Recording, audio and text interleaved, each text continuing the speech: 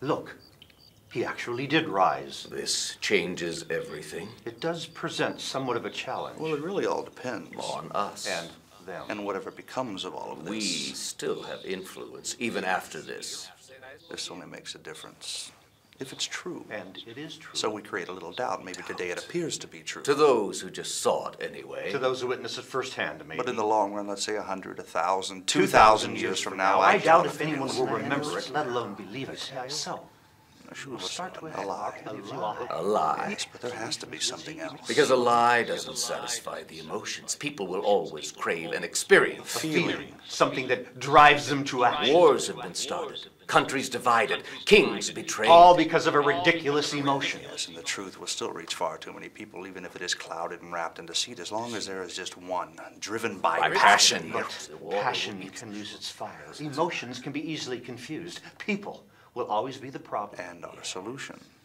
The way I see it, it's still in the hands of people to share it. Teach it. And live it. And when things are in the hands of people, it's always a sure bet that at some point they'll get tired, Lazy. too busy, Distracted. scared. Scared because they fear for their lives. They fear personal rejection, Embarrassment, being ridiculed. Being looked at as freaks. being excluded. Yes, we have spun 1,000 tales, but we will have to be very clever with this one. On this rests all of his promises. All of his promises.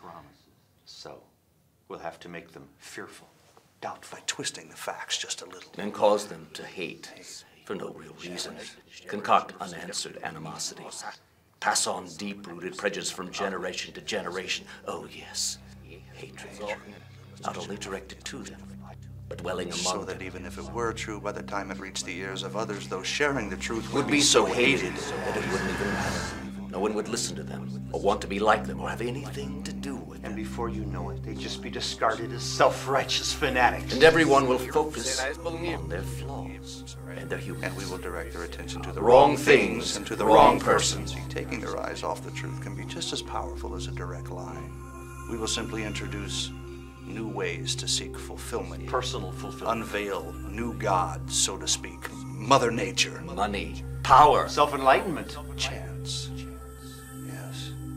At the root of all absolute truth lay its most powerful adversary. Relativism. Oh, what's true for one may not be true at all for another. And what's right for her may not be right for him. As long as it makes them happy. And if we can make others think that Scripture is some constricting, impossible task, they will lose hope in it. And as they lose hope, they will lose their passion and their direction. And they will begin to bicker over the truth.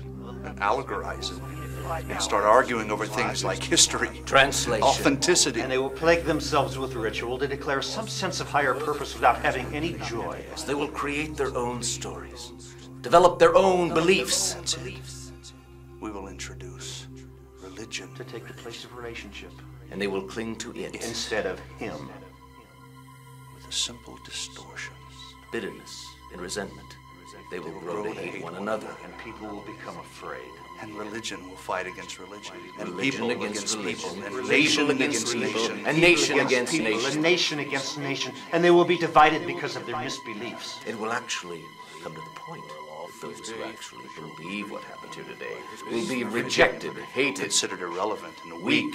Persecuted, mistreated on every corner In every nation. Then they will fear to profess their faith. Fear to share their story. Fear to make a difference. fear to help their neighbor, Fear to worship. fear to follow him. And then we have won. Indeed. This is what they will do.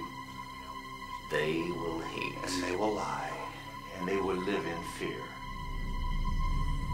I wonder if that's all it will take. Well, like we said, We say.